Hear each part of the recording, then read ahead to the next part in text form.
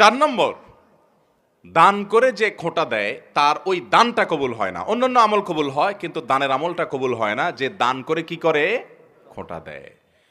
আমরা যত মানুষ দান করি, বেশিরভাগ মানুষই দেখবেন বা একটা বড় অংশ দেখবেন আমাদের সমাজে, যারে দান করছে বিশেষ করে মানুষের উপকার করলে এটা আমরা বিভিন্নভাবে ইনিয়ে বিনিয়ে ইশারা ইঙ্গিতে ঘুরিয়ে ফিরিয়ে বলার চেষ্টা করি। এই রোগটা আমাদের মধ্যে আছে না নাই?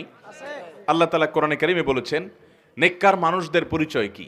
সূরা দাহরের ভিতরে আবরার, মুত্তাকি, জান্নাতি মানুষের বৈশিষ্ট্য, তাদের গুণ, তাদের সিফাত উল্লেখ করতে গিয়ে আল্লাহ বলেছেন ওয়ায়ুতঈমুনা আত-তাআমা আলা হুব্বিহি মিসকিনাও ওয়া ইয়াতীমাও ওয়া আসীরা।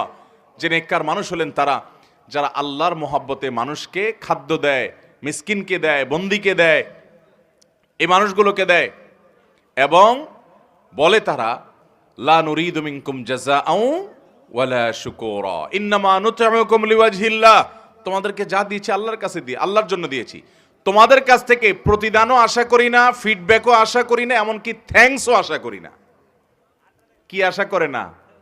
থ্যাঙ্কসও আশা করে না, মানে স্বীকৃতিরও আশা করে না। আমরা অনেককে উপকার করার পর দেখা যায় সে এটা স্বীকারও করে না। সে যে স্বীকার করে না এটা তার দোষ। মাল্লাম ইয়াশকুরিন্না ইসলাম ইয়াশকুরিল্লাহ। সে স্বীকার না করার কারণে সে গুনাহগার হবে, কিন্তু আপনি স্বীকারের আশা করবেন না। তার স্বীকার দিয়ে আমি কি করব? আমার তো সওয়াব পাওয়া দরকার কার কাছে? আল্লাহর কাছে। যদি সওয়াব পাওয়ার দরকার হয় আমি কারোর কাছ থেকে কোনো আশা করব? সে আমাকে চিনেও না এমন একটা ভাব ধরে, কোনো অসুবিধা নেই। তার চেনাচেনিতে কি আসবে যাবে? আমার রব যদি জানেন আমি দিয়েছি এবং তিনি যদি এটা সংরক্ষণ করেন যথেষ্ট, আর কিছু দরকার আছে? এটা হলো দান। এই দানের সওয়াব পাওয়া যাবে।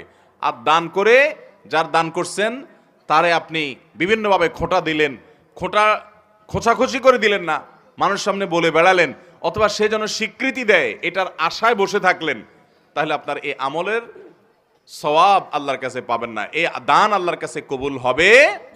আমার দেশে অনেক মানুষ আছে মসজিদ মাদ্রাসায় দান করে, কিন্তু উনি আশা করে ওনার নামটা মাইকে হুজুর জোর করে বলে দেখ। আছে না নাই? যদি তার উদ্দেশ্য থাকে যে আমারটা শুনে আমার আরেক বন্ধু দিবে, আরেকজন দিবে, উৎসাহিত করব অন্যদেরকে, তাহলে ঠিক আছে, সেটা হলে জায়েজ আছে। কারণ আল্লাহ তাআলা কোরআনে কারিমে বলেছেন যে ইন তুখফুস সাদাকাত ফানিআম্মা হিয়া। তার আগে অংশটা কি? ইন তুবদুস সাদাকাতি ফানিআম্মা হিয়া ওয়া ইন তুখফুহা ওয়া তুতুহাল ফুকারা ইলা আখিল আয়া। যদি দান প্রকাশ্যে করো, অর্থাৎ অন্যকে উৎসাহিত করার উদ্দেশ্যে, তাহলে তো অনেক ভালো। আর যদি গোপনে করো যাতে করে তোমার ইখলাসের কোনো ঘাটতি না হয়, তো সেই দানেরও আল্লাহ তাআলা প্রশংসা করেছেন। এটা নিয়তের উপর নির্ভর করবে। আমি যখন ঢাকা এক মসজিদে নামাজ পড়াই 2000